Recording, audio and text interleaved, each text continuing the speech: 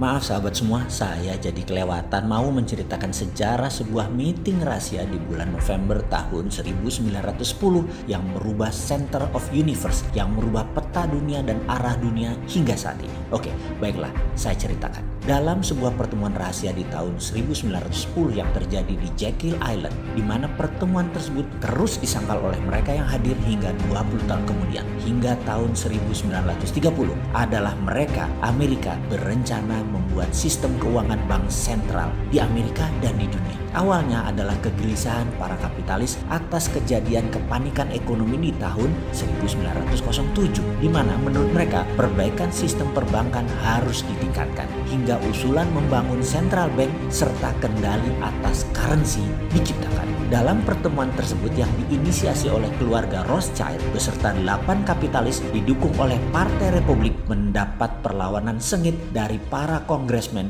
dari Partai Demokrat. Kala itu perjanjian yang mau dibuat adalah bahwa Federal Reserve milik swasta dan Partai Demokrat menentang keras pernyataan tersebut. Baik, kita lompat sebentar. Federal Reserve nantinya akan mempunyai beberapa sistem bank yang bisa mencetak uang. Sabar ya, sabar. Panjang hal itu kalau diceritakan. Secara singkat, kembali ke Jekyll Island. Pertemuan tersebut secara teknis ternyata tidak menghasilkan apa-apa, hanya pertentangan. Lalu, entah kebetulan atau tidak, 80% anggota Kongres Partai Demokrat yang menentang sistem swasta Federal Reserve tersebut dan dolarisasi ikut tenggelam di kapal Titanic. Dan kita semua tahu siapa pemodal Titanic. Iya betul, Rothschild. Setelah terjadi kevakuman di Kongres karena korban di kapal Titanic tersebut, Partai Demokrat yang paling menderita dan resolusi sistem Federal Reserve tetap didorong dalam rapat Kongres dan akhirnya ditandatangani secara quorum sesuai dengan pertemuan rahasia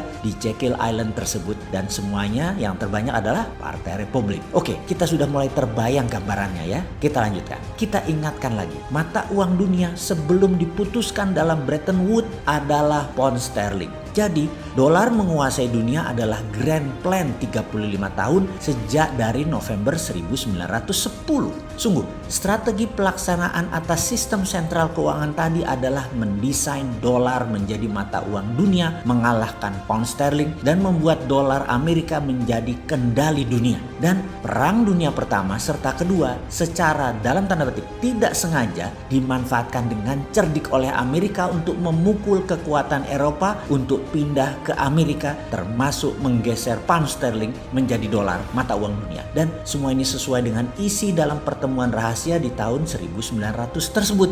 Sebuah grand plan that changed Amerika serta dunia. Sekarang menyambung informasi dalam video atau tulisan sebelum ini, bagaimana membuat Indonesia berdaulat, jadi sudah mulai terbayang. Belum? Kok nemen sih sampean ini dul. Wis, cetongono kok masih nggak ngerti juga. Apa segitu nggak fahamnya atas apa yang harus dilakukan oleh Indonesia tanpa asing gitu ya? Atau doktrin apa yang ada di benak kalian para pejabat pengagung asing-asing ini ya? Gregetan deh gue. Jadi gini deh, saya bantu. Ini kalau saya punya kekuatan dan jaringan loh ya. Yang jelas saya ini orang terhina dan banyak yang membazeri setiap informasi yang diberikan selalu dianggap sampah dan dimatikan. Tapi nggak peduli saya. Kita harus lanjut. Begini caranya, kita urai. Kita menengok Yogyakarta sebentar. Yogyakarta itu daerah istimewa di mana ada Sultan Ground, sebuah wilayah yang memang tidak pernah diserahkan ke Republik Indonesia. Tanah Sultan Ground tadi kita lakukan JOR atau JORC, diaudit, dihitung berapa nilainya secara konten atau isi dari kandungan tanah-tanah Sultan Ground tadi. Berapa palladiumnya, berapa titaniumnya, berapa litiumnya, berapa aurumnya atau emasnya, AG, PT, platinum, dan banyak lagi. Lalu diterbitkan sebuah nilai asli dari nilainya aset atas nama Ngayogyakarta Hadiningrat. Angka tersebut bisa dalam rupiah, bisa dalam dolar. Monggo diatur dewe. Lalu surat berharga tadi, SWF Sovereign Wealth Fund Jogja tadi, 30%-nya dibeli oleh pemerintah Indonesia. Katakanlah nilainya 2.000 triliun rupiah. Dan untuk membayarnya, pemerintah Jogja memberi diskon 30%. Cukup bayar sekitar 1.400 triliun rupiah ke Mataram Jogja, Anda sudah dapat Sovereign Wealth Fund tadi. Lalu SWF tadi dipegang Bank Indonesia dipakai dengan kalkulasi present value, ditarik future value-nya hingga saat ini, katakanlah 10 tahun lagi nilainya naik 100%. Maka BI cetak uangnya 2000 kali 2, yaitu 4.000 triliun dolar. Yang 1.400 triliunnya buat beli aset SWF tadi ke Ngayog Jakarta Hadiningrat. Yang 2.600 dolar sisanya pakai untuk membangun proyek industri produktif. APBN yang diperoleh gak usah dipakai, itu untuk biaya rutin negara. Jadi dibagi dua ya, sekali lagi.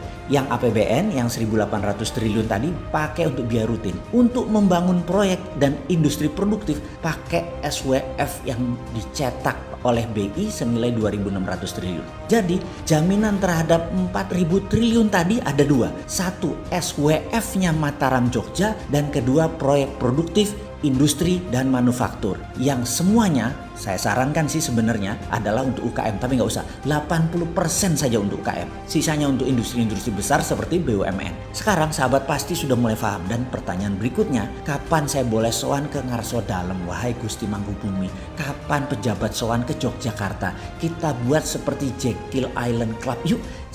Mimpi lagi nih bosman, kasihan ya.